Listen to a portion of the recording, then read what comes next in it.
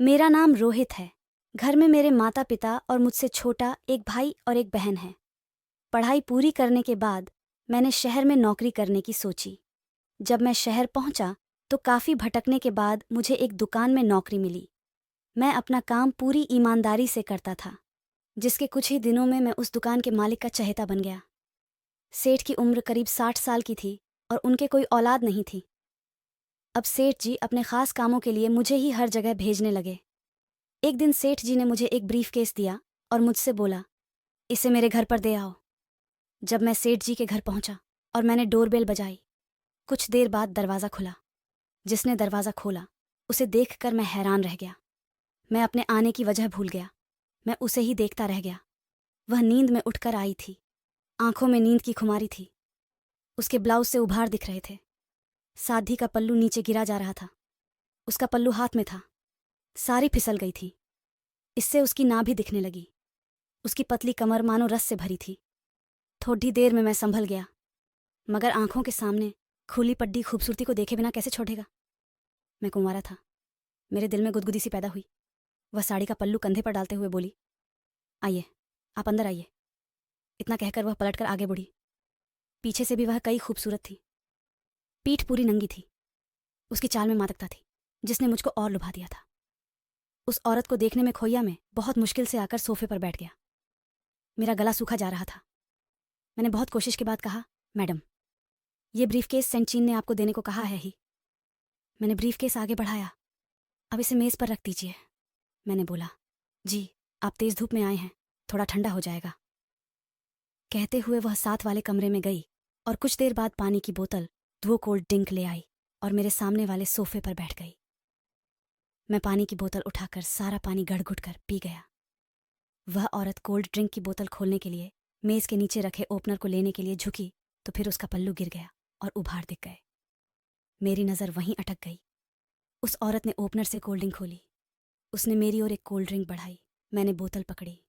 मेरी उंगलियां उस औरत की नाजुक उंगलियों से छू गईं। मुझको जैसे करंट लगा। उस औरत के जादू और मादकता ने मुझको घायल कर दिया था।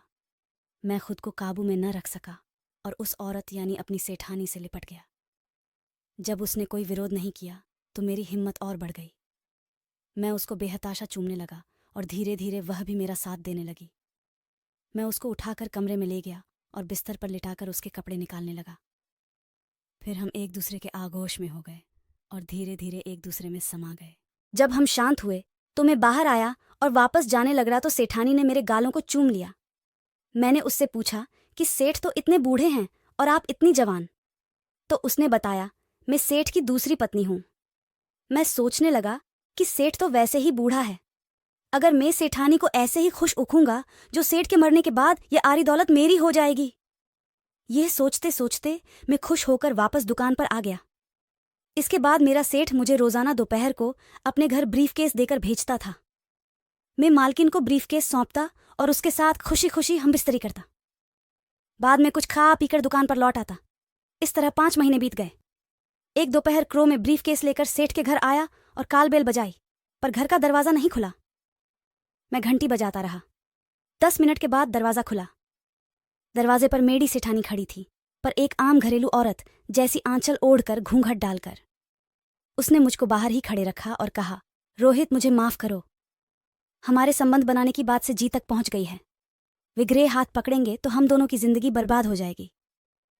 हमारी भलाई इसी में है कि हम चुपचाप अलग हो जाएं। आज के बाद तुम कभी इस घर में मत आना। इतना कहकर सेठानी ने दरवाज़ा बंद कर दिया। मैं मानो किसी खाई में गिर गया। मैं तो यह अपना देख रहा था कि करोड़पति सेठ की दूसरी पत्नी बाहों में होगी। गुंडे सेद्र की मौत के बाद मैं इस घर का मालिक बनूंगा। मुगरर मेरा सपना ताश के पत्तों के महल की तरह तेज हवा से उड़ गया। ऊपर से ग्रह डर सता रहा था कि कहीं सेद्र मुझे नौकरी से तो नहीं निकाल देगा। मुंह दुकान की ओर चल दिया। लेकिन समय ऐसे ही गुजरता रहा और जब सेठ ने इस बारे में मुझसे कोई बात नहीं की, तब जाकर मेरे मनु को राहत मिली। कुछ दिनों बाद मुझे पता चला कि सेठानी प्रेग्नेंट है। तब मुझको समझ आने लगा कि उसने सिर्फ मेरा इस्तेमाल किया है। मैं गुस्से से सेदरानी के पास पहुंचा तो उसने मुझे बताया, रोहित, तुम्हें नहीं मालूम कि सेठ मुझे डांस बार से लाया था। उसने मुझसे आदरी की और इस घर की मालकिन बनाया। पूरी साड़ी कोई औलाद नहीं थी। मैं सेद्र को उपहार के तौर पर बच्चा देना चाहती थी। सेठ ने भी मेरी बात मानी। हमने तुम्हारे साथ नाटक किया। हो सके तुम मुझे माफ कर देना।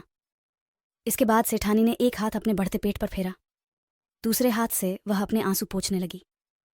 मैं भी निराश होकर भारी कदमों से वापस दुकान की ओर चल पड़ा। दोस्तों, अगर आपको कहानी अच्छी लगी है तो वीडियो को लाइक करें, शेयर करें और हमारे चैनल को सब्सक्राइब करें। धन्यवाद।